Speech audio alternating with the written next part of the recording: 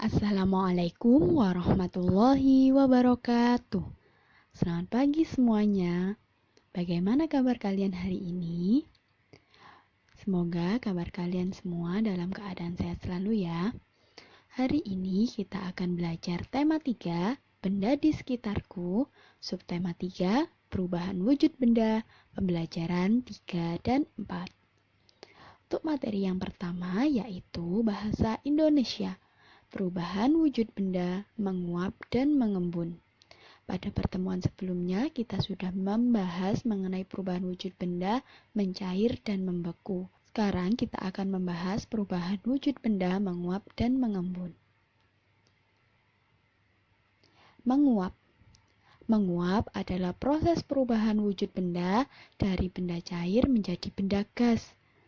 Nah, contoh peristiwa penguapan yaitu ketika kalian menjemur baju.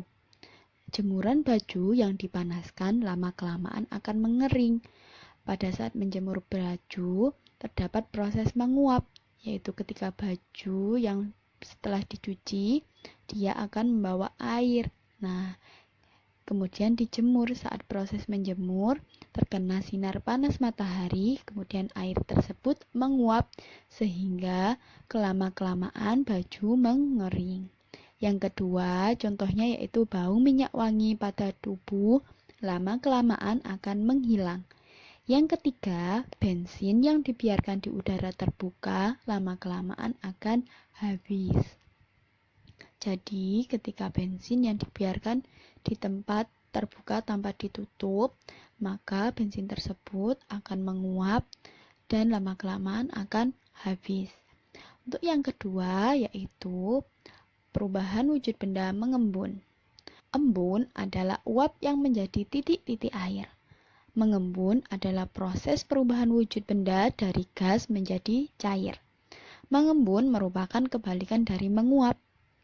Contoh peristiwa mengembun dalam kehidupan sehari-hari. Yang pertama, munculnya titik-titik air pada daun tumbuhan di pagi hari. Nah, pernahkah kamu melihat tumbuhan saat di pagi hari? Tumbuhan tersebut pasti memiliki titik-titik air di atas permukaannya. Nah, itu adalah peristiwa mengembun. Terbentuk titik-titik hujan karena berkumpulnya awan. Nah, itu adalah contoh yang kedua. Yang ketiga, bagian dalam kaca mobil menjadi basah saat mobil kehujanan. Contoh yang lain yaitu ketika gelas yang diisi dengan air dingin, kemudian gelas tersebut mengeluarkan bintik-bintik atau titik-titik air di luarnya. Tugas Bahasa Indonesia, kerjakan kitab tematik halaman 144 dan 145. Untuk yang halaman 144, lakukan percobaan seperti di halaman 141 dan 142. Kemudian tuliskan hasil pengamatannya di kitab halaman 144. Dan untuk yang halaman 155, lengkapi bagan pada halaman 155 tersebut. Selanjutnya, materi yang kedua yaitu SBDP, karya seni dekoratif. Gambar dekoratif adalah sebuah hiasan yang digambar pada kertas, gambar, atau pada benda-benda tertentu. Alat yang digunakan untuk menggambar dekoratif diantaranya yaitu ada pensil, kertas gambar, dan alat perwarna. Alat perwarna ini bisa menggunakan pensil warna, cat air, ataupun krayon. Sebuah gambar dekoratif tentunya memiliki unsur-unsur seni rupa, yaitu garis, bentuk, dan warna. Ingat kembali ya mengenai unsur-unsur seni rupa pada pembelajaran yang sebelumnya. Selanjutnya, materi yang ketiga yaitu matematika, kesetaraan satuan berat. Nah, sebelum membahas kesetaraan satuan berat, ingat kembali tangga satuan berat. Untuk mengerjakan kesetaraan satuan berat, perhatikan tangga satuan beratnya.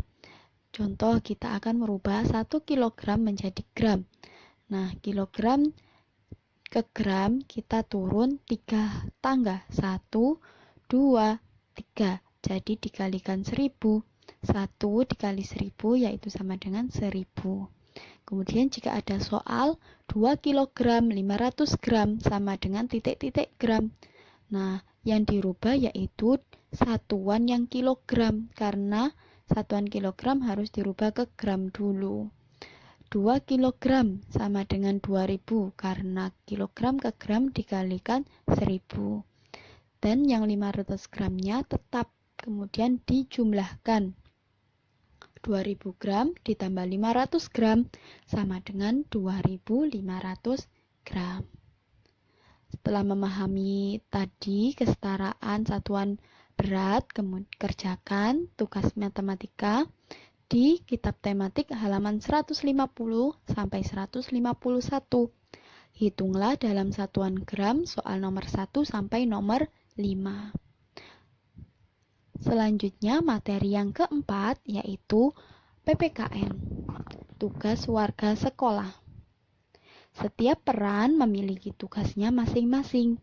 Yang pertama yaitu ada ketua atau pengurus yayasan atau direktur, berperan sebagai pendiri sekolah untuk sekolah swasta. Memiliki tugas yang pertama, memberikan kesejahteraan kepada seluruh warga sekolah. Yang kedua, tugasnya yaitu mengelola sekolah. Yang ketiga, memberikan perlindungan untuk warga sekolah. Yang keempat, membuat keputusan terkait anggaran sekolah. Yang kelima, menetapkan kebijakan. Itu adalah tugas dari pengurus yayasan. Yang kedua yaitu kepala sekolah. Kepala sekolah berperan sebagai pemimpin sekolah. Tugasnya yaitu yang pertama, menyusun program kerja dan anggaran sekolah. Kedua, mengatur kegiatan belajar mengajar di sekolah. Ketiga, melakukan penilaian kinerja guru dan karyawan. Keempat, mengatur penggunaan sarana dan prasarana sekolah. Yang kelima, menjaga hubungan baik dengan seluruh warga sekolah dan masyarakat sekitar.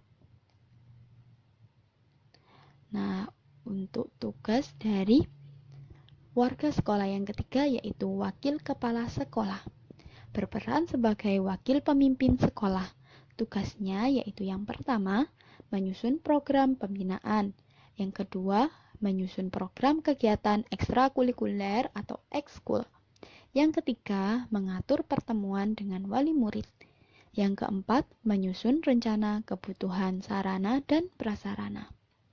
Warga sekolah yang keempat yaitu guru.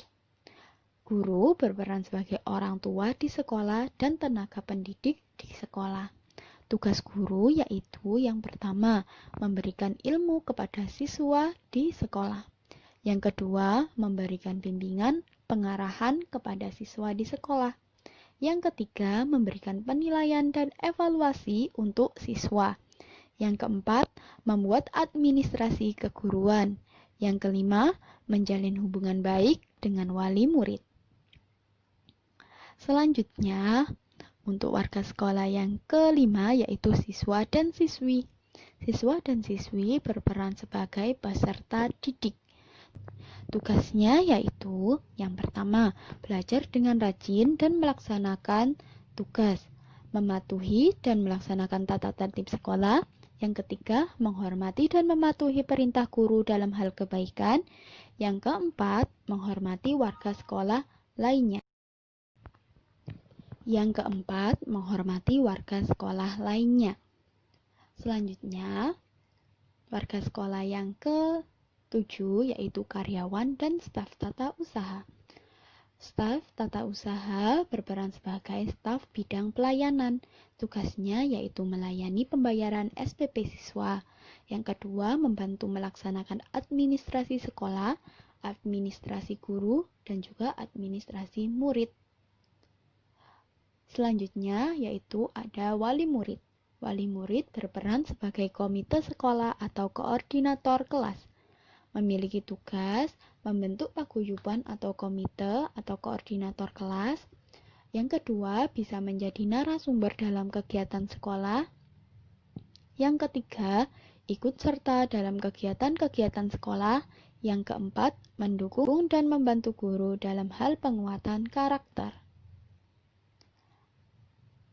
Selanjutnya yaitu ada petugas kebersihan. Petugas kebersihan berperan sebagai tim kebersihan. Tugasnya menjaga dan merawat kebersihan sekolah, misalnya kebersihan ruang kelas, ruang guru, lapangan, musola, dan lain-lain. Ada penjaga sekolah. Penjaga sekolah berperan sebagai tim keamanan. Memiliki tugas yang pertama, menjaga keamanan sekolah. Yang kedua, menjaga barang atau fasilitas sekolah dari gangguan atau pencuri. Dan yang terakhir ada dokter sekolah. Dokter sekolah berperan sebagai tim kesehatan. Tugasnya yaitu yang pertama, mengecek kesehatan siswa serta warga sekolah lainnya secara berkala. Misalnya, melakukan pengecekan setiap 1 bulan sekali atau 6 bulan sekali. Yang kedua, merawat warga sekolah yang tiba-tiba sakit saat di sekolahan. Untuk tugas PPKN, kerjakan kitab tematik halaman 157. Tuliskan peran apa saja yang ada di sekolah dan tugasnya. Demikian untuk pembelajaran hari ini. Semoga pembelajaran hari ini dapat bermanfaat untuk kita semua. Sampai jumpa di pertemuan selanjutnya. Bu Fatim akhiri. Wassalamualaikum warahmatullahi wabarakatuh.